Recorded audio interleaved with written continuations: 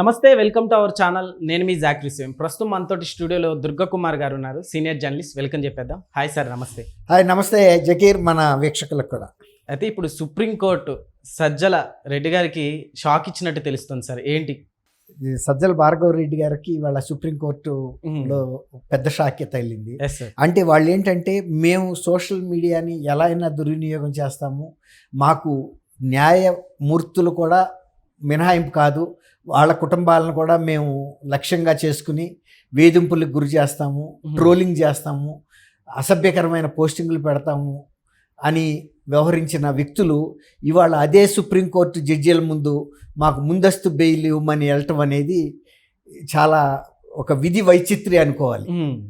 వాళ్ళ మీద చెప్పారు, మీరు న్యాయమూర్తుల మీద కూడా పెట్టండి, మేము మీ వెనకాల ఉన్నాం, మీకేమీ కాదు అని వైఎస్ఆర్సీపీ సోషల్ మీడియా ఇన్ఛార్జిగా ఉన్న విజయసాయిరెడ్డి గారు కానీ, ఆ తర్వాత అదే పోస్టులోకి వచ్చిన భార్గవ రెడ్డి గారు కానీ కొనసాగించారు. అసలు ఫస్ట్ టైము ఒక పార్టీ సోషల్ మీడియాని అలా దుర్వినియోగం చేసి పార్టీ ప్రయోజనాల కోసం అత్యధికమైనటువంటి అత్యున్నత స్థానంలో ఉన్న రాజ్యాంగ వ్యవస్థ అయిన న్యాయ వ్యవస్థని, సుప్రీంకోర్టు, హైకోర్టు న్యాయమూర్తుల్ని కూడా లక్ష్యంగా పెట్టుకుని పోస్టింగులు పెట్టడం అనేది మొదటిసారి చూసాం. అక్కడికి కూడా ఆ న్యాయమూర్తులు స్వయంగా వాళ్ళు సుమోటోగా తీసుకుని ఆంధ్రప్రదేశ్ సిఐడిని ఆదేశించారు వాళ్ళ మీద చర్యలు తీసుకోమని. అది ప్రభుత్వ ఆధీనంలో పనిచేసే సంస్థ కాబట్టి, ఆంధ్రప్రదేశ్లో పెట్టిన పోస్టింగులు కూడా వైఎస్ఆర్సీపీ కార్యకర్తలు, నాయకులు కాబట్టి వాళ్ళు చర్య తీసుకోలేదు. ఆ విషయాన్ని కూడా న్యాయస్థానాలు గమనంలో పెట్టుకున్నాయి. సరే, అయితే ఇప్పుడు ఈ విధంగా అంటే ఎంత దుర్వినియోగం చేశారు కాబట్టి సోషల్ మీడియాని, సో వీళ్ళకి అసలు బెయిల్ అనేది వర్త్ అంటారా? అందుకే వాళ్ళు ఆ మాట కూడా చెప్పారుగా, మీరు సోషల్ మీడియాలో పెట్టిన పోస్టులో తీవ్రత మాకు తెలియదు అనుకుంటున్నారా, మీరు ఎందుకు పెట్టారో మాకు తెలియదు అనుకుంటున్నారా, దాని ఫలితాలు ఎలా ఉంటాయో మాకు తెలియదు అనుకుంటున్నారా, తర్వాత సోషల్ మీడియాలో మీరు రాజ్యాంగ వ్యవస్థలకు వ్యతిరేకంగా పోస్టులు పెట్టి న్యాయస్థానాలకు ముందుకు వస్తే మీకు ముందస్తు బెయిల్ దొరుకుతుందని అనుకుంటున్నారా అని ఎదురు ప్రశ్నలు వేసింది. సామాన్యంగా అలా ఎదురు ప్రశ్నలు వేసే సందర్భం సుప్రీంకోర్టులో ఉండదు, ఇస్తే ఇస్తారు లేకపోతే లేదు. కానీ అందులో ఉన్న కీలక అంశాలన్నింటినీ ప్రస్తావించారు జస్టిస్ పంకజ్ గారు, జస్టిస్ భట్టి గారు, ఎస్విఆర్ బట్టి. ఇది ద్విసభ్య ధర్మాసనం ముందుకెళ్ళింది.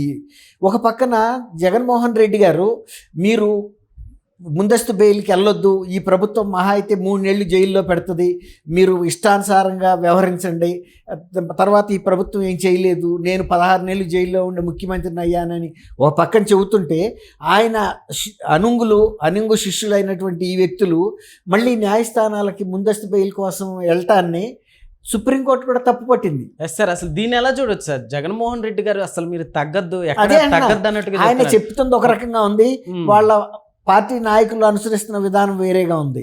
ఇప్పుడు అంత వీరోచితంగా వీళ్ళేం పోరాటం లేదు, అందులో వీరోచితమైన చర్యలు చేయలేదని కూడా చెప్పింది ధర్మాసనం. మీరు చేసింది ఏంటి? ఒక సోషల్ మీడియాని ఈ విధంగా దుర్వినియోగం చేసి మీ ఇష్టానుసారం మీ ప్రత్యర్థుల మీద ఇష్టం వచ్చినట్లు పోస్టింగులు పెడతారా? పోస్టింగులు పెట్టి కాకుండా మీరు ఇవాళ మళ్ళీ అంటే ఒక రకంగా ఏ ముఖం పెట్టుకుని ముందస్తు బెయిల్ కోసం ధర్మాసనం ముందుకు వచ్చారు? మాకు తెలీదా మీరు పెట్టిన పోస్టింగుల తీవ్రత మేము చూడలేదనుకుంటున్నారా? ఎంత అసభ్యమైన పోస్టులు పెట్టారు, ఎంత కల్పితమైన పోస్టులు పెట్టారు, ఎంత పరువు నష్టం కల్పించే అంశాలు, ఎంత మానసిక వేదన కలిగించే అంశాల మీద మీరు పోస్టులు పెట్టారు, ఎలాంటి వ్యవస్థల మీద మీరు పోస్టులు పెట్టారు అనేది మాకు తెలియదా అని కూడా ఎదురు ప్రశ్నిస్తూ, అంటే కొంచెం ఇది అసాధారణంగా రియాక్ట్ అయింది. అసాధారణం అంటే వాళ్ళు కూడా బాధితులే. ఇప్పుడు వాళ్ళు న్యాయమూర్తుల్ని కూడా వదిలిపెట్టకుండా వేధించారు. తర్వాత ఒకసారి ప్రధాన న్యాయమూర్తిగా ఎన్వి రమణ గారు నియమితం అవుతున్న సందర్భంలో వైఎస్ఆర్ పార్టీ అధ్యక్షుడిగా ఉన్న జగన్మోహన్ రెడ్డి గారు అసలు ఆయన్ని నియమించకూడదు అని చెప్పి ఒక బహిరంగ లేఖ రాశాడు. అవి కొలీజియంగా సుప్రీంకోర్టులో అంతర్గతంగాను, లేకపోతే ప్రభుత్వ ఉన్నత వర్గాలు, president of India, prime minister ఆ లెవెల్లో చర్చించుకుని సుప్రీంకోర్టు ప్రధాన న్యాయమూర్తి తర్వాత సీనియర్ న్యాయమూర్తులు నిర్ణయించుకునే అంశాల మీద ఆయన బహిరంగ లేఖ రాశాడు, నువ్వు ఒక ప్రజాప్రతినిధి మాత్రమే, నువ్వు న్యాయ వ్యవస్థలో తలపెట్టాల్సిన అవసరం నీకు లేదు. ఒకవేళ ఉంటే కూడా ఒక కాన్ఫిడెన్షియల్ లెటర్ రాయొచ్చు, ఒక వ్యక్తిగతమైన లెటర్ని సుప్రీంకోర్టు జడ్జికి కానీ లేదా ప్రెసిడెంట్ ఆఫ్ ఇండియాకి కానీ లేదా ప్రైమ్ మినిస్టర్కి కానీ నువ్వు రాయొచ్చు. కానీ ఒక బహిరంగ లేఖ రాసి అందులో అభూత కల్పనలో చేస్తే వాళ్ళు దాని మీద ఉన్నత స్థాయిలో విచారణ జరిపితే నువ్వు రాసిన లేఖలో 1% కూడా నిజం లేదని తేలింది. అలాంటప్పుడు ఇంకా వాళ్ళు ఇంకా గౌరవం ఇచ్చి వదిలిపెట్టారు. అలాంటి లేఖ బహిరంగంగా రాసినందుకు, వ్యవస్థల ప్రతిష్టను దిగజార్చినందుకు అసలు వ్యక్తిగతంగా ఆయన మీద కేసు కూడా పెట్టాలి. నువ్వు ఒక ముఖ్యమంత్రి అయితే అయి ఉండొచ్చు, కానీ రాజ్యాంగ వ్యవస్థల్లోకి తలపెట్టాల్సినంత డైరెక్ట్ యాక్సెస్ నీకు ఉండదు. అది త్రూ ప్రాపర్ ఛానల్ ద్వారా రాయాలి నువ్వు లెటర్స్ రాస్తే. అలా ప్రతి అంశంలోనూ వీళ్ళు దుందుడుగా వివరించారు. అదే బాటలో వీళ్ళు కూడా ఈ సోషల్ మీడియా ఇన్ఛార్జిగా ఉన్న విజయసాయి రెడ్డి గారు కానీ తర్వాత సజ్జల భార్గవ రెడ్డి గారు కానీ వ్యవహరించడం వల్లనే ఇవాళ ఈ పరిస్థితి వచ్చింది. ఇవాళ అంత వ్యాఖ్యలు చేశారు అంటేనే ఆ తీవ్రత ఎలాంటిది, వాళ్ళు ఆ సోషల్ మీడియాని ఎంత దుర్వినియోగం చేశారనేది మనకు అర్థమవుతుంది. తర్వాత ఒక పక్కన జగన్మోహన్ రెడ్డి గారు మీరు వీరోచితంగా పోరాడమంటే భయకంపితులైపోయి ముందస్తు బెయిల్కి వెళ్ళాల్సిన అవసరం ఉంది. ఒక తప్పు మనం ఒక వ్యక్తి మీద కోపం వచ్చి కొట్టాము, దాడి చేసాము, లేదా చంపాము. చంపినప్పుడు ఎస్ మేమే చంపామని చెబుతాం కదా, అంతేగాని దాని నుంచి తప్పించుకోవాల్సిన అవసరం ఏముంది? మనకైతే ఒక కసి తీరిపోయింది, ఏదైతే చేయదలుచుకున్నామో కొట్టదలుచుకున్నామో కొట్టేసాం, మన కసి తీరిపోయింది. మనకి ఎన్నాళ్ళ నుంచో ఉన్న కోరిక అది.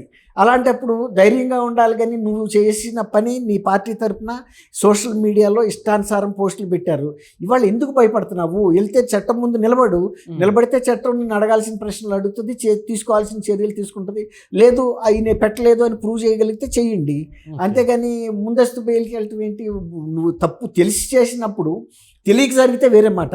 ఇప్పుడు మనం కారు వెళ్తున్నాము, ఒక ప్రమాదవశాత్తు ఎవరి మీదకో వెళ్ళి అతను చనిపోతే అది వేరు. లేదు మనం కావాలనే ఒక వ్యక్తిని చంపటం వేరు. ఇప్పుడు మనం ఏంటంటే నేను కారులో వెళ్తున్నా కానీ అతను ఎవరో నాకు తెలియదు, వ్యక్తిగతంగా ప్రమాదం నా బ్రేక్ ఫెయిల్ అయ్యి చనిపోయాడు, అప్పుడు నేను బెయిల్కి వెళ్ళటంలో అర్థం ఉంది. లేకపోతే తప్పు చేయలేదని ఆర్గ్యుమెంట్ చేసుకోవచ్చు. నేను కావాలని ఒక వ్యక్తి మీద వెళ్ళి కక్ష కట్టి చంపిన తర్వాత నేను చంపలేదు అని వాదించుకోవటం అంటే ఆత్మవంచనే కదా అది. అవును, అంతే కదా. ఇప్పుడు అది వాళ్ళు అడుగుతున్నది, మీరు ఎలా వచ్చారు అని అడుగుతుంది. మీరు ఒక పథకం ప్రకారం ఒక సుదీర్ఘకాలం ఈ వ్యవస్థను కొనసాగించారు, పోస్టులు పెట్టడం అనేది. సరే రాజకీయ లబ్ధి కోసం మీరు పెట్టారు, సరే పొందారో లేదో అది వేరే మాట. కానీ మీరు ఉద్దేశపూర్వకంగా చేసిన నేరాలు, దాని తీవ్రత తెలిసి కూడా ఇవాళ ఒక సర్వోన్నత న్యాయస్థానం ముందుకు వచ్చి ముందస్తు బెయిల్ అంత తేలిగ్గా దొరికేస్తుందని మీరు ఎలా ఆశిస్తారని అంటే చెప్పు దెబ్బ లాంటిది అది. అంతే కదా. డైరెక్ట్గా అడిగింది. సర్వోన్నత న్యాయస్థానంలో ఉండే న్యాయ కోవిధులు ఎంత బ్యాలెన్స్డ్గా ఉంటారు న్యాయమూర్తులు, వాళ్ళకే మనసు బాధ కలిగించేటటువంటి పోస్టింగ్లు పెట్టిన వ్యక్తులు ఇన్నాళ్ళ తర్వాత వెళ్ళి ముందస్తు బెయిల్ మాకు ఇవ్వండి అంటే మీరు అరెస్ట్ అయితే వచ్చే నష్టం ఏంటి? మీరు ఒక వ్యవస్థని కించపరిచారు, అనేక మందిని మీరు మానసికంగా దెబ్బతీశారు, మా తర్వాత వాళ్ళ ప్రతిష్టను దెబ్బతీశారు ఉద్దేశపూర్వకంగా. వెళ్ళి ఆ చట్టం ముందు నిలబడితే ఏం జరిగితే అది జరుగుతుంది. లేదు మీరు మేము నేరస్తులం కాదు అమాయకులమేనని కనుక ప్రూవ్ చేసుకుంటే మీకు చట్టం ఏం చేయలేదు కదా. సో ఈ పరిణామాలు చూస్తే బెయిల్ కూడా కష్టం అన్నట్లు కూడా కనిపిస్తుంది వాళ్ళకు కూడా. అంటే బెయిల్ కష్టం అంటే జకీర్ గారు పూర్తికాలం ఎవరిని జైల్లో పెట్టలేరు. జైలు అనేది ఎప్పుడంటే శిక్ష పడినప్పుడే శాశ్వతంగా జైలుకి వెళ్తారు. అప్పుడు వరకు మహా ఉంటే ఇప్పుడు వంశీ ఉన్నాడు, 4 నెలలుగా జైల్లో ఉన్నాడు, ఇంకొక నెలకైనా వస్తుంది అతనికి. బెయిల్ రాకుండా బెయిల్ ఈజ్ ద రైట్. కానీ చేసిన నేరాల తీవ్రతను బట్టి కొంతకాలం ఎక్కువ కాలం బెయిల్ రాకపోవచ్చు. ఇప్పుడు సజ్జల భార్గవ రెడ్డికి కూడా బెయిల్ వస్తుంది, రాకుండా ఏం పోదు. కాకపోతే ముందస్తుగానే బెయిల్ ఇవ్వమంటాం అనేది తప్పు. చేసిన తప్పుకి కొంతన్నా శిక్ష ఉండాలి కదా జైల్లో, అది వారు అనేది న్యాయస్థానం చెప్పి. Okay sir, thank you Zakir గారు, మన వీక్షకులు.